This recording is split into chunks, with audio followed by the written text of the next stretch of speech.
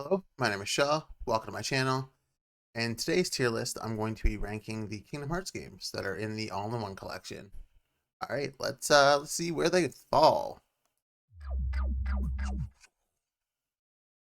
Sorry, I didn't need sound effects there. All right, so they're all going to be the versions of the games that were in the All-in-One collection. I will be ranking Recoded and Days, just based off of their story, because unfortunately, being DS games, they weren't ported in the collection, so it is only a collective of cinematics and story clips. So let's get into it. Starting off with the first game, Kingdom Hearts. It was a really good start to the series. Um, the story was, it was nothing amazing, but it was good. It was solid. It got you in there, got you in that door. Gameplay was very good. uh, it kind of ignited a spark for me for action RPGs. Um, Again, it wasn't perfect, but I feel like they did a very good job for their first attempt. The Disney characters blended great with Square's created characters for the franchise, like Sora and Riku and such. It's just fun. The game, the whole franchise, let alone in that aspect, is fun. And we're gonna throw the first game in the A tier. Moving on to Chain of Memories. I've never played the Game Boy Advance version, and I never will. Um, Two things about this, which is probably every fan's opinion for the most part. The gameplay of this game is, to say rough, would be probably underselling it. Um, of all these games, it is the only one I have zero interest of ever going back to.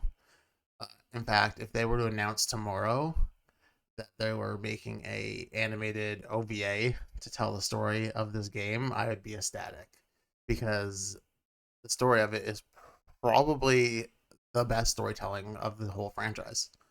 It is a phenomenal story. Uh, it's dark. It's just, it is where the game shines. Unfortunately, the gameplay is horrendous, so we're gonna throw it in C tier.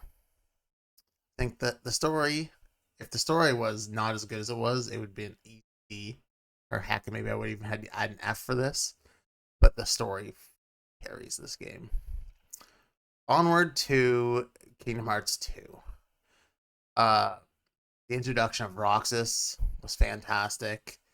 Um, Continuing from where we left off in Chain of Memories, just this game is a masterpiece. I love this game. This game was the highlight of the franchise for me, and I can't say any better words. Just the gauntlet alone, when you're like, my favorite Kingdom Hearts moment is the gauntlet in the game after the boulder falls and Goofy dives in front of it to save Mickey, and then you as Sora chase after Mickey. Waves of enemies, where at each wave a different Final Fantasy character comes in and assists you. It was such a powerful moment in the game. Um, the thoughts of like, wow, did they just kill Goofy, was intense. Uh, and just no other game recreated a moment like that for me, and that just steals it. Uh, Onward to Days. Um, Again, I didn't actually play Days, which one I would like to get it sometime. Maybe I'll get download ROM, play it on an emulator, because I actually really like Roxas as a character, uh, and the story seems pretty good. I really enjoyed, the bonding of Shion and Axel with Roxas, and just showing that, nobody's could have hearts. I'm gonna throw Days under B. Again, it's a game I wish I had played. Birth by Sleep. Uh, Origin story, prequel to the originals. We got to see Disney worlds that had only been talked about, Cinderella, Sleeping Beauty, and Snow White. They were all done fantastically well. We got a little more Lilo and Stitch. We got to see, be on the ship with Stitch, where he escapes. That was a really fun story. Uh, Olympus with Zack. That was cool. Like it did a lot of really neat things. And short of Terra, the three characters were great. Obviously, Aqua was my favorite. Um, but yeah, and the fact that the story kind of was from her perspective from the get go. Really, like I mean, each story you play them, but she gets that additional part when you beat them all. So it feels more like she is the MC. I'm gonna put Birth by Sleep in A. I don't think it quite gets S, but it was a very very good. It is probably my second favorite. Recoded. Honestly, it took me 3 tries to watch this in its entirety. I kept falling asleep. The story was kind of stupid. Um, if it wasn't for the end cinematic, where all the heart it shows all the Heartless reborn, the game would probably not even be relevant. I guess it's important because that's part of how they bring people back in 3. But I mean, this is definitely the black sheep of the franchise, and it is getting a D for that. Dream Drop Distance. I have a lot of mixed feelings for this game. Um, I enjoyed the gameplay. I thought the monster capture mechanics were a neat little addition. Could have been fleshed out better. It felt kind of forced and rushed. It just kind of felt like it was riding off of the whole like Pokemon, Digimon, Yokai. I guess Yokai Watch wasn't out yet, but it's just monster capture games were pretty hot on the 3DS, and it felt like it was just kind of riding off of that. Uh, the inclusion of the World Ends with You characters was fantastic. I've never actually played World Ends with You. I really enjoyed those characters in this game though, so it is something I would like to pick up at some point. I do have Neo Ends World Ends with You, but I'd like to play the first one first. Um, this is where the story as a whole went kind of sideways for me, which also is kind of leaves me that bitter feeling because like this is the game that ruined the Kingdom Hearts storyline for me. This is where I kind of just at that point just started playing them for the play. Not that there's too many more left, but um, we're gonna give it B because overall I think it was a very solid game. Like I said, the story and time travel shenanigans kind of went in a direction where I was like, whatever.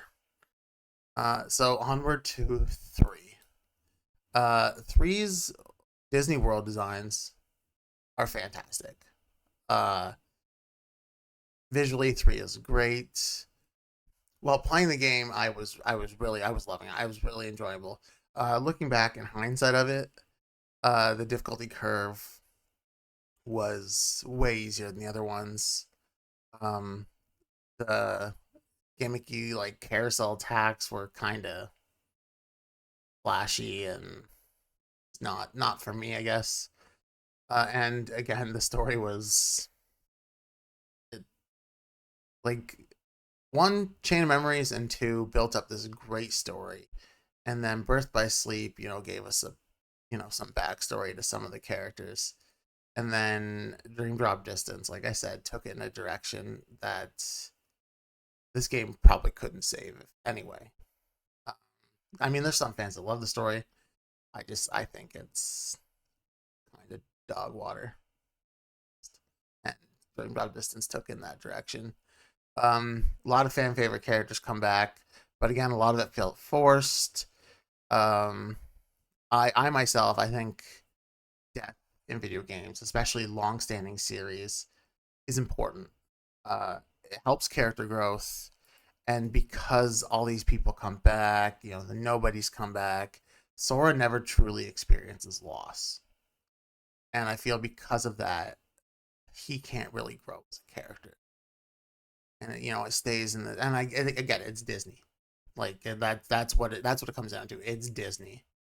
So everybody has to have a happy ending. And this game really cemented that, and that never really sat well with me. So because of that, we're gonna put that in B. This actually should have been probably done first. I kind of forgot about it, but it's kind of forgettable. It's only like a 3 hour game.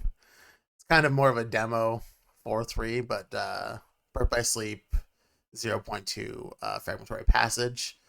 You play as Aqua, and it shows you the events of essentially Aqua being in the I can't remember the name of the world there, but behind the gate. Which is what happened to her at the end of Birth by Sleep. We also get a glimpse of when Mickey was in there, and his shirt getting caught on fire, so that's why he was shirtless in the scene at the end of Kingdom Hearts 1. They had to do that. They had to make sure that not a continuity error. He actually did have a shirt. It just caught on fire. Um, but yeah, I thought it was a really enjoyable game. It was a decent story. It was short, but again, it felt kind of like a demo. We're also gonna throw that in the B tier. So, anyways, so this is my Kingdom Hearts tier list. Uh, Maybe I'm a little too critical on some of them, with Kingdom Hearts 2 being the only one that landed an S, and the majority of the games hitting pretty mid. Anyways, if you like this video, feel free to drop a like, subscribe, comment below, and we'll have more tier lists coming. Gonna try to make this a Monday thing. I think next week we're going to rank all the characters from Final Fantasy VI. And then after that, I think I might rank the playable characters from Grandia, since we just finished that over on our stream on Twitch. Or sorry, we will be finishing it this week. We're at the last boss. He kind of whooped our ass last night, so we gotta go back later this week for a little revenge. Anyways, take care, everyone, and we will see you on the next one.